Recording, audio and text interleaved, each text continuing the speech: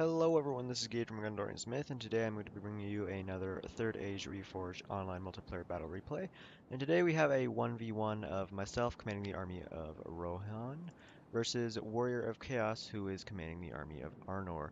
And so as you can see from the frames, this is definitely not a long battle. Oh, by the way, this is on the Anduin map. This is not a long battle, but the main purpose of this video is just ask you guys a question, well, a couple questions really, and just to get a video out because I haven't made one in a while. So, without further ado, we will go over the army composition, starting with my own. So I have 4 units of Airling Axemen, 3 are in the front line, 1 is back there. I also have 1 unit of Airling Swordsmen, who are right here. I have 3 units of Helmingas. I like them because they don't have a huge output of missile damage, but they actually can serve very well in your main infantry line once they're out of ammo. I have 2 units of Marshals of the Red, who I also like. They're a good shock infantry unit. 2 units of Dismounted Royal Guard to hold the line in the middle. 2 units of Shield Maidens, who are technically javelins, even though they throw axes. They do a great deal of damage to heavily armored units like the Arnorians, which, by the way, is why I brought so many axemen, because the axemen do have the armor piercing, which is very necessary against the heavily armored factions like Arnor. I also have 1 unit of Helm Hammers, and then I have 1 unit of Rohan Bodyguards, 1 unit of Kalanardan Knight, which is where my general is. I'm sorry, that's kind of hard to say. Then I also have 2 units of Rohan Nobles down here. So I have a very, very strong cavalry force, even if it's not super large. There's only 4 units of cav on my side. And Warrior of Chaos is bringing 2 units of Dunedain Wardens, a nice spearman unit, 4 units of Arthedain Men-at-Arms, who are in Shield Wall, 4 units of Arnorian Peacekeepers, who I believe are also in Shield Wall, 3 units of Arnorian Heavy Archers, who are a nice mid-tier archer unit who can get the job done at range and do decently in melee. When you have Dunedain Bodyguard, who are not only good at range, but also very excellent in melee with their two-handed swords. But they are very expensive. You can only get one of them before the price is increased. And then he also has 1 unit of Bodyguards, which is where his general is. You can see him right here. And then he has 3 units of Arnor Knights and 2 units of Dunedain Scouts. So even though I am Rohan, I actually am pretty outnumbered in terms of the cav force. Anyway, guys, I actually have to take this message. I will be right back in just a second. Okay, guys, we're back now, and as you can see, right off the bat, Warrior of Chaos, oh, sorry about that. Warrior of Chaos is moving forward his 3 units of Arnor Knights, and at the same time, I am also going to be moving forward my 4 units of very elite cav to try to counter this. But I also have to be careful of these stakes. That's why I'm trying to go around them, because it's very easy to kill your own cavalry on stakes. So he has pretty much set up his 3 units of cavalry right here, and then behind them he has his Dunedain scouts, who are a missile cav, and he is moving forward his main infantry force at the same time. I believe he was trying to get out of the trees a little bit. I don't think he really fancied his deployment in the trees, because in fact, it is pretty hard to see where your troops are when you are in the trees, which is why I was glad that I actually spawned over here. But actually, I really do like I like Arnor a lot. I like how their armor looks, but overall, I am a bigger fan of Gondor. But in this game, I actually feel that Arnor is a very strong faction, definitely stronger than many many in the current game. And their armor looks very cool. Actually, I really like his army build. But over here, I left these 2 units of Rohan nobles back here, and I moved forward my Kalanardan Knights and my Rohan bodyguards somewhere over here in the trees. I believe that's what he is sending his Dunedain scouts after. Because I was really trying to go after his archers, who are really unprotected over here. Here, let me see. Yeah, but he is getting somewhat close. Yeah, here they are. Here's my Kalanardan Knights, and my Rohan bodyguard actually is going to charge straight into these Arnor Knights at the same time. And with the Kalanardan Knights and the Rohan Bodyguards, as well as my 2 units of Rohan Nobles right here, we will be able to very easily wipe out pretty much Warrior of Chaos's entire group of cav. As you can see, this unit right here is just dropping absolutely ridiculously fast against these Rohan Bodyguards. And the Kalanardan Knights have already dealt very easily with this unit of Arnor Knights. As you can see, in melee and on the charge, Rohan Cavalry is definitely the best in the games. The only thing that can challenge them probably are units like the Melkor's Chosen and Mountain Temple Inquisitors, but those are very expensive. You can only get one of them before the cost increase, whereas the Rohan Nobles you can get two, and as well as you can get the Kalnardan Knights. And I am chasing down now his Dunedain Scouts because all 3 units of his Arnor Knights, as you can see, have been completely butchered. So I'm going to quickly try to chase down the Dunedain Scouts because they are very, very annoying and they can't do really much damage. Well, they can do pretty much no damage to my my heavy cav, the Kalnardan Knights and Rohan Nobles, but they will actually be able to do a decent amount of damage to my somewhat lightly armored Rohan armor, which I'm definitely gonna have to rely very heavily on my cav because in melee his troops will be able to outlast me, but I do believe that I have the superior numbers because the main force of my infantry is more of the cheaper type, which is why I'm gonna have to rely very heavily on my cavalry, not so much on my archers, but also on my shield mains, who will be able to do a great deal of damage to the Arnorians. But yeah, so as you can see, it's just been absolute slaughter over here. There's only probably a couple dead Rohirrim right here. I don't even know if I can see any actually, but a lot of dead Arnorian knights, as you can tell. But yeah, I am trying to pull back these units of cavalry, not all of them, but 3 of them. This unit I pulled back over here because I was worried he was going to try to ride around. But he is taking some nice shots right at my Airling Axemen, who as you can see are dropping very quickly. As I said before, the Rohirrim are not that heavily armored and so very vulnerable to missiles. But I am firing at him with my own Helmingas, who will be able to do quite a lot of damage to them because they are a light cavalry. As you can see, we have engaged them in melee with a couple of flanking units of cavalry from up on that hill. But unfortunately, that did bring me in range of his own archers, who will be able to, or going to begin taking shots at my heavy cav. And he's also trying to bring up these 2 units of Dunedain Wardens just to kind of help out his Dunedain Scouts, but they're just going to be too slow. As you can see, the Dunedain Scouts have just been completely vanquished. And yeah, even after taking that many hits, the Rohan cav will still keep going. As you can see, this Kalnardan Knights have not even taken a single loss. And I did charge headlong into these Dunedain Wardens, trying to get a good charge bonus, and then just trying to get out of there, because they are, after all, spearmen and do have a bonus against fighting cavalry. That was definitely a weaker charge by the Rohan bodyguard, but as you can see, even though that guy did die, he did take out like 5 of them right there. So unfortunately, I did leave my Kalnardan Knights in melee for a little longer than I wanted them to be, but they did get out without a casualty. As you can see, these Dunedain Wardens are taking quite the beating. This one's down to 90, and this one is down to, 91 and 90. So they take about 20 losses per unit. But I was taking too much archer fire for my liking, my cavalry was, so I did decide to pull them out.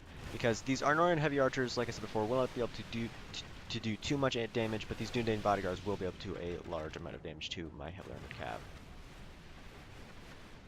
So he has retreated his Dunedain Wardens behind his Arnorian Peacekeepers, who he is going to protect his main infantry force against by putting them in shield wall, because shield wall is now very effective against cavalry, as it should be, and as they are spearmen, they should be able to do even better. But he's deciding to just pretty much charge everything forward. He's going to do a full-on assault, and so actually it was funny because we actually decided to do the same thing pretty much at the exact same time. As you can see, I'm also moving forward all my infantry, but I'm keeping my archers back here just because they will be able to fire at the Arnorians once the infantry line is met in the trees. But yeah, so now I have the absolute cav power in this battlefield. As you can see, I actually have only lost a couple. I think the only casualties I've taken actually are this unit of Rohan bodyguards, who are down to 23. But yeah, my Kalnardan Knights and my Rohan bodyguards are up here because I'm hoping to swing around right here and hammer right into these Arnor archers who are not suspecting it and will take a great amount of casualties. As you can see, we are able to do this, and we will sweep right around into their backs. And at the same time, you can see our infantry lines are about to be met. My Airling Axemen are going to be fighting against the Dunedain Wardens and Arnorian Peacekeepers first, and then they will have to make their way through to the Arthedain Men-at-Arms. So yeah, big thank you to Warrior of Chaos for playing this one with me. It was very fun to play. As you can see, it is actually already halfway over. But he does notice that my cavalry is right behind. Yeah, unfortunately I didn't charge him down. I more just went back here because I was focusing on the infantry fight more. But he did bring this unit of Arnorian Peacekeepers to try to stop my cavalry from getting into the backs of the archers, but it will not help that much because we will be able to as these guys are not shieldable, we'll be able to just run them over pretty easily. Especially because these are the Arnor Knights, which are the best unit of cavalry in the game. Yeah, you can see this Arnorian Peacekeeper is just absolutely dropping. And he is trying to retreat his Arnorian heavy archers, but unfortunately he's pretty much just retreating them straight into my cavalry. Over here, though, you can see this unit of Rohan nobles actually took a lot of casualties because I retreated them into my own stakes, which is very unfortunate because it's an expensive unit and it can do a great deal of damage. So I'm trying to sweep these guys around the flank right here, around these Arthedain men-at-arms, but for whatever reason, they just were not wanting to do it, and they kept just running into the Arthedain men-at-arms. As you can see, in terms of the infantry fight, it is pretty even right here. Where are they? My shield mains are coming up now, and we'll be able to do a great deal of damage to the Arnor infantry. And so to stop this, Warrior of Chaos is bringing his general's unit of bodyguards to try to charge into these shield mains. But despite they actually didn't end up charging them, or just kind of walked into them. And the shield maidens will be able to hold their own for quite some time against that unit of cavalry. But right here, you can see my cavalry has been absolutely just destroying these poor archers right here. This one's already down to 63. But he is firing quite heavily down into them, but I have also managed to get my other 2 units of Rohan nobles through and into the archers, as well as I'm using my Helmingas to fire into his Arnorian heavy archers. And I moved my other unit of shield mains right here because they will have a nice angle to fire at these Arthedain men-at-arms, who are managing to break through these unit of Airling Axemen fairly quickly. As you can see, my Helm Hammers and Marshals of Red are also in the melee fight. They'll be able to do a great deal of damage to the Arnorians because they both have AP armor piercing. I'm sorry. Only half the enemy force remains. Yes, this unit of Arnorian archers is all the way down to 13, so they're pretty much obsolete now. And I'm using these Khalnardan Knights, who have taken 1 casualty to charge into this other unit of Arnorian heavy archers, who are already down to 67. So now his only archer unit, because this unit's getting mauled by my 2 units of Rohan nobles, is this Dundanian bodyguard, who I will try to cycle charge because that is how they will be easiest to be killed, because my infantry would be able to kill them eventually, but they're definitely sorely more needed in the main fight. Not to mention, if I keep cycle charging the Dundanian bodyguards, they will take casualties quicker with less casualties on my own part. So my shield mains have thrown all of their axes, dealing quite a lot of damage to the Arnorians, and I'm now using them to flank around right here. And he has disengaged his bodyguard and has decided to go for my archers, which is a very smart idea. And so but that will allow me to bring my shield mains around this flank and to flank around these Arthedain men-at-arms and Dundanian wardens. But I'm perfectly fine with him charging into my Helmingas because that means he's not charging into the back of my infantry, which probably would have been a smarter idea, even though he will rack up quite a few kills by firing at my Helmingas. As you can see, though, my Marshals of the Red are pushing through quite easily right here, as well as it's just being made even easier by these Rohan nobles charging to the back of these Arthedain men-at-arms. Which, that was actually what I ended up doing, actually. I took... Well, the Khalnardan Knights and the Rohan bodyguards just kept running away and cycle charging into the fronts of these Arnorian Dundanian bodyguard who are down to 43. But my Rohan nobles, I kept switching from charging into the back of these Arthedain men-at-arms to the backs of the Dundanian bodyguard. So it just kept going back and forth, cycle charging into the in both areas, cycle charging to the backs of the enemy. As you can see right here, the Arnorian infantry is all but dealt with, and I still have a large number of my own infantry, especially in the center is where it is the weakest. This pocket right here, they do have a number of spearmen left, but basically that is all for the Arnorian infantry. As you can see, these Arthedain men-at-arms and Arnorian peacekeepers are broken and fighting to the death after the numerous cycle charges of my Rohan nobles. Over here, though, his bodyguard have been doing a number to my Helmingas, but at this point it's pretty much just not really worth anything because I have pretty much dealt with his entire army and done so without taking very many casualties, actually. And over here, his Dundanian bodyguard are down to 2 left. As you can see, the cycle charging has really done a great deal of damage to them. So pretty much the only thing that's standing left are these 20 Arnorian peacekeepers, the 1 Dundanian bodyguard, and his general's unit of bodyguard. My Kalinarden Knights have taken quite a lot of casualties actually from the Dunedain Bodyguard arrows as well as the melee, but they are still relatively healthy. They only lost 7 troops.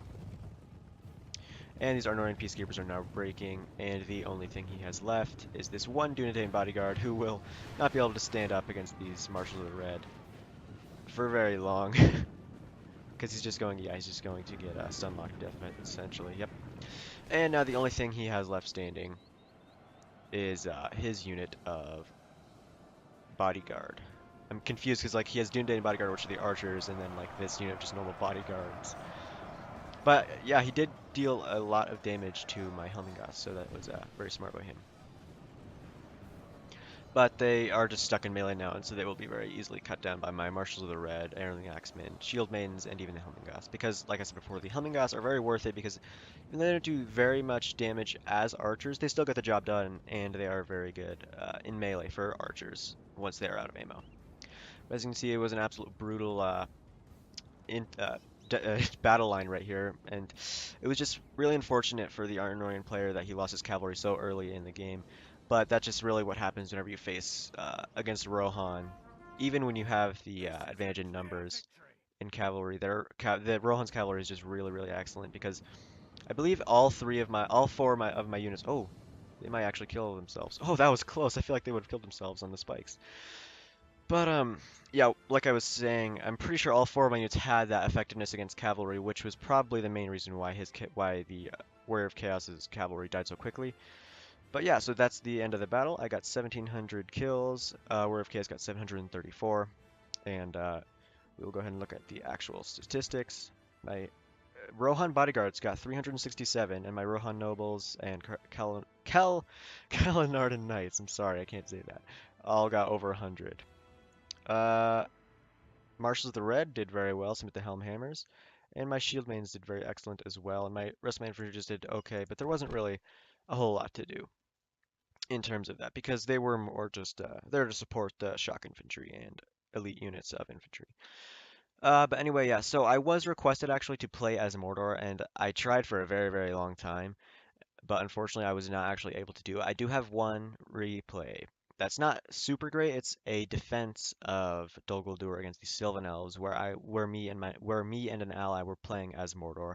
But it wasn't the greatest replay. But if you guys do want to see me play as Mordor in that, go ahead and just comment. Just go ahead and put that in the comments. But otherwise, I will just not be able to upload a replay of me playing as Mordor until the weekend. So again, I am sorry about that, but just let me know in the comments if you would like to see that Dol Guldur replay. Even though it's not very good. I also have a Helm's Deep one that is pretty decent. But anyway, guys, I hope you enjoyed. Please comment, like, and subscribe if you did, and farewell wherever you fare, till your eyes receive you at your journey's end.